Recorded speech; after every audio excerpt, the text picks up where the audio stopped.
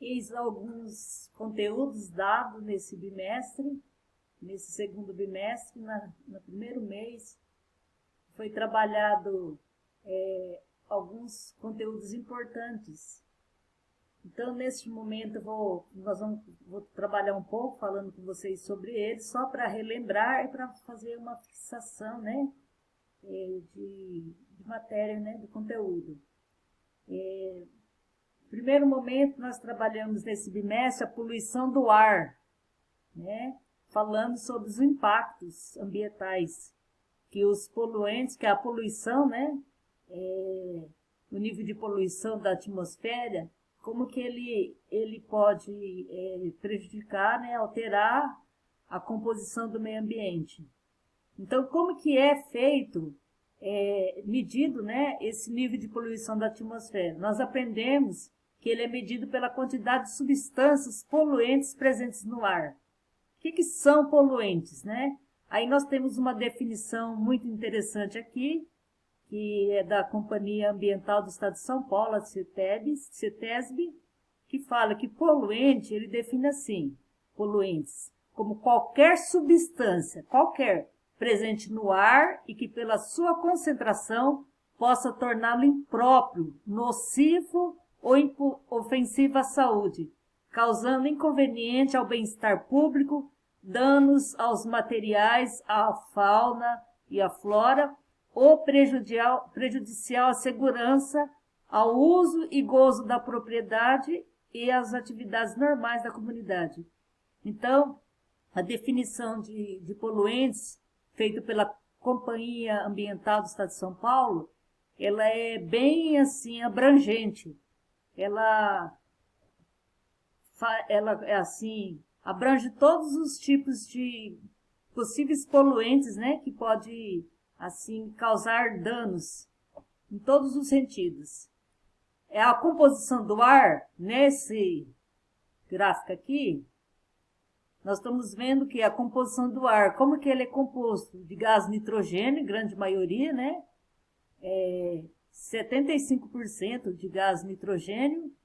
Aí o gás oxigênio, a gente poderia dizer que assim, uns 24%, e depois outros gases, que é bem pouquinho a porcentagem, né? 1% mais ou menos. Assim, eu fiz, falando o cálculo assim por cima, né? Pela gente olhar nesse gráfico aqui de pizza, tá? Então, nós trabalhamos isso, o que é poluição do ar, o que são poluentes, e depois, né, algumas consequências que tem a poluição do ar, né? Que o impacto que o ser humano causa no meio ambiente, ele provoca assim, mudanças na atmosfera de uma forma assim que acaba trazendo muitos problemas. Então a gente tem que prestar bastante atenção, observar, né, que os grandes poluentes, são as grandes indústrias e assim por diante, né? Aqui fala assim no texto que o impacto do ser humano sobre o meio ambiente pode provocar mudanças na atmosfera. Entre os muitos problemas estão a variação de certos gases presentes no ar, que é aquilo que nós acabamos de ver, né? E a liberação de outros compostos que naturalmente não existiriam no ar. O problema pode ser mais grave do que parece, pois esses poluentes afetam não apenas o local onde são lançados, mas também outras regiões, pois a poluição do ar pode se espalhar. Então é muito assim, a responsabilidade do ser humano com o meio ambiente é muito grande. Quais são os tipos de problemas que pode causar? Então, nós temos o primeiro momento aqui, né, da chuva ácida, que ela é formada a partir dos gases lançados na atmosfera por meio da queima de combustíveis. Então, a queima de combustíveis, ela vai provocar a chuva ácida, né? E esses poluentes que ela vai liberando, ele vai se misturando à água da chuva, e a água da chuva vai tornando-se ácida. A chuva ácida, na atualidade, é um dos principais problemas ambientais, sobretudo nas regiões industrializadas, que não são as únicas afetadas, né? Mas sobretudo nelas. A chuva ácida pode ser levada para longe de onde foi produzida. Então, o vento vai espalhando esses poluentes dela, né, dessa chuva ácida, tá? E depois outra, além da chuva ácida, que é uma consequência da poluição do ar, outra consequência é o efeito estufa. Nós sabemos que durante o dia, parte da energia solar, que vem do Sol, do Sol, né, é captada pela superfície da Terra e absorvida. Então, o calor é absorvido. A outra parte, ela retorna para o espaço. E a camada de gases que nós vimos lá na frente, naquele gráfico lá, que existe naturalmente na atmosfera, forma uma capa protetora, que impede a saída da parte dessa energia solar que retornaria para o espaço. Isso evita o resfriamento da Terra e vai permitir o quê? Que ela não seja mantida a temperatura adequada para a existência da vida. Que dela seja mantida, né? O que acontece? Quando não ocorre como deveria ocorrer, quando o ser humano ele faz o quê? Ele emite muito mais gás carbônico do que outros gases tóxicos, do que a natureza consegue neutralizar. O que acontece? Faz com que a temperatura se eleve e a poluição se concentre. Então, o grande vilão é o ser humano, né? Porque através das fábricas, das indústrias, ele lança, né, para a atmosfera a quantidade muito maior do que a atmosfera pode, assim, conter, né? Aí acontece isso. Então, o efeito estufa, por si próprio, ele é benéfico, mas ele se torna maléfico quando o ser humano ele ultrapassa, extrapola, né? Através da sua ação incorreta, né? Faz com que o gás que vai sendo emitido, mais gás carbônico e também outros gases tóxicos do que a natureza consegue neutralizar. E a temperatura, então, assim, se eleva muito. E a poluição vai se concentrando.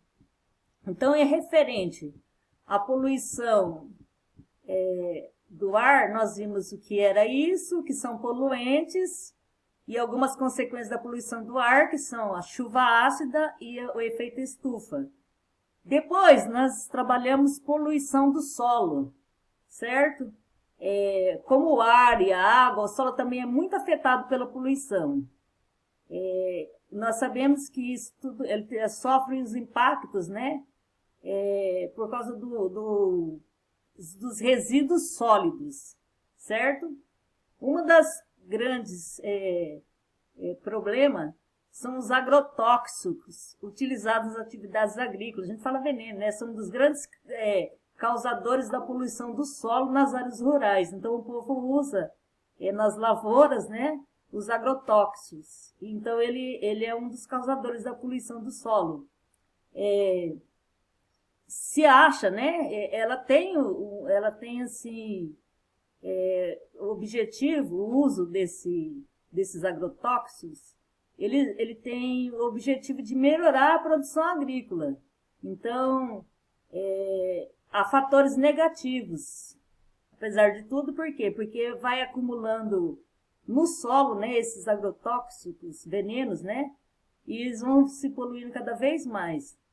Ao consumirmos as plantas, né, que foram tratadas com esses venenos, consumimos também esses produtos que, ao longo prazo, prejudicam a nossa saúde. Então, é por isso que quando a gente fala, né, quando você tem condições de ter uma horta orgânica, em vez de você utilizar uma horta que não é orgânica, que é usada esses agrotóxicos, esses tipos de horta, eles também trazem para a nossa saúde veneno, né? A gente passa a ingerir pequenas quantidades de veneno que ao longo prazo pode prejudicar a nossa saúde, através de alergias e tantas outras coisas, né? Além do uso de venenos, né, para matar as pragas da lavoura e por assim diante, existem outros tipos de fatores, né, que podem estar poluindo o solo. São os acidentes, né? Os acidentes ambientais, como aconteceu lá na cidade de Mariana, em Minas Gerais, em 2015, que acabou que uma barragem foi rompida, né? E foi assim lançado uma grande quantidade de lama, né, no solo, e essa lama ela acaba secando depois, né, e vai fazendo com que a terra fique infértil. Então, naquele local onde foi despejado a lama, né, que os rejeitos através das lamas, o que aconteceu? Lá a terra fica infértil. Foi um grande assim acidente, né, ambiental, e até hoje, né, assim a população vem sofrendo o que aconteceu com eles, tá? Então fez ele o solo se tornar improdutivo e impróprio para a construção também, porque o pessoal não pode construir, né? Porque o minério que foi lançado, ele causa mal à saúde. Então, falando sobre a poluição do solo, a gente sabe que a poluição pode ser através dos agrotóxicos e através também dos acidentes ambientais, que é essa lama aí também, né? A gente deu, assim, exemplos. Existe muito mais exemplos, né? E como podemos combater essa poluição do solo? Através do quê? Reutilizar, né, os resíduos sólidos ou transformá-los em matéria-prima.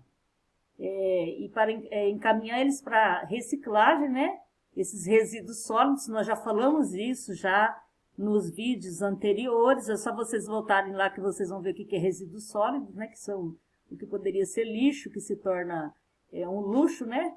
Ele se torna matéria-prima para outros produtos. Os que não são aproveitados, eles são guardados, devem ser separados, né? E aqueles que podem ser aproveitados são os que não são aproveitados, vão para os aterros, depósito nos aterros sanitários. E os que não, o que pode ser reciclado, vão para os locais onde eles são reciclados e pode se tornar matéria-prima para outros produtos, né? Então a gente sabe, já estudou isso também, né? Que é uma forma de combater. E além disso, voltando lá, né? Que está fora de ordem aqui, que outras ações que podem prejudicar o solo também é a erosão. Por quê? É o desgaste, a erosão que é? É o desgaste do solo, né? É o processo do desgaste do solo. E quando o solo está desprotegido, sem vegetação, a ação da água e do vento torna-se ainda mais prejudicial, pois atinge o solo com maior intensidade. Então, a erosão causada pela chuva é o principal fator de destruição do solo. A água que vai caindo no solo vai arrastando, né, as partículas para outros lugares. E nós temos um grande problema, que é a técnica utilizada de queimada, né? Que muitos agricultores, eles ainda utilizam a técnica da queimada para a limpeza dos terrenos. E aquela cinza que vai ficando lá deixa o solo mais fértil no início, mas depois a ausência dos seres vivos que poderiam estar lá, né? Que ali estavam, e o consumo dos nutrientes por parte da plantação esgota os solos vão ficando esgotados e em poucos anos já não podem ser utilizados, né? Para a plantação. Por quê? Porque ele fica infértil.